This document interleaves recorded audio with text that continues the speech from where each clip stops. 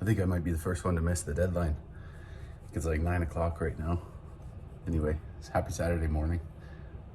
Mate Brothers. I'll try and put a couple thoughts together here for you. Been thinking about a couple things this last week. One is, as we've worked on our cabin, took on a bunch of water over winter. It's gutted. When we first bought it, it had two issues. One of them has this funny ripple in the floor, like high spots, low spots. Feel like you're walking on I don't know, like you're a sailor in a ship or something.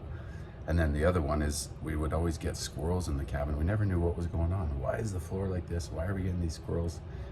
Anyway, we get the floor ripped out because we're doing this big reno, and turns out underneath they had the floor trusses just kind of mounted up on like rocks. There was no like concrete pad or anything, just open ground. And then about every 10 feet there'd be like this rock. And anyway, it made me think about how all the problems we've been having in the cabin are due to a crappy foundation, poor foundation, right? And how the same thing in our lives, we've got to have a solid foundation to live on that allows us to live a happy and successful life.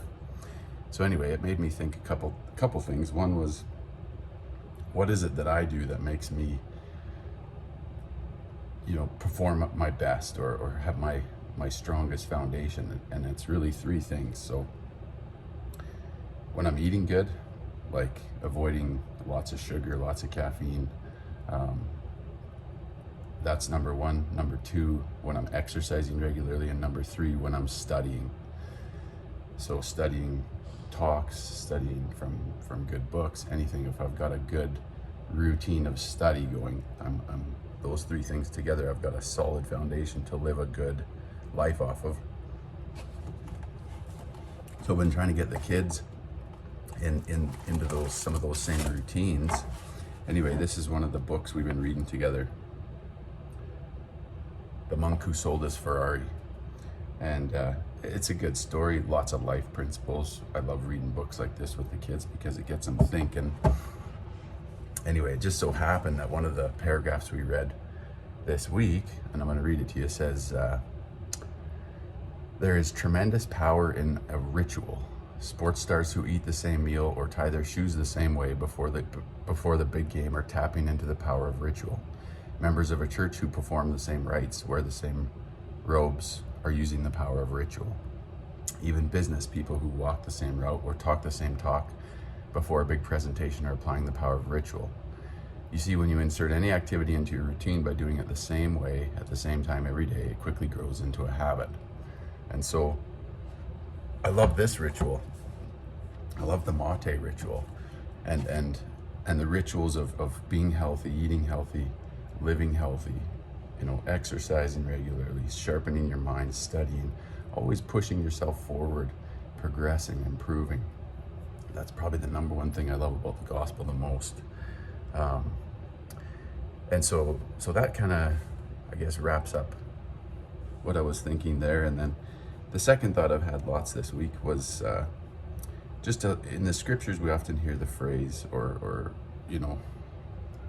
talks and things,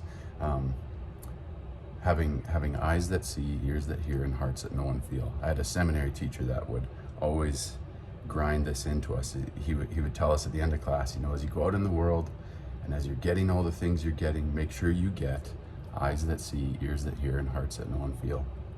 And I think as a father, as we're trying to give our kids, healthy habits, healthy routines, the wisdom to go out and live in the world in a successful way, if there's one thing I could wave a magic wand and say, my kids have, bing, it would be eyes that see, ears that hear, and hearts that know and feel.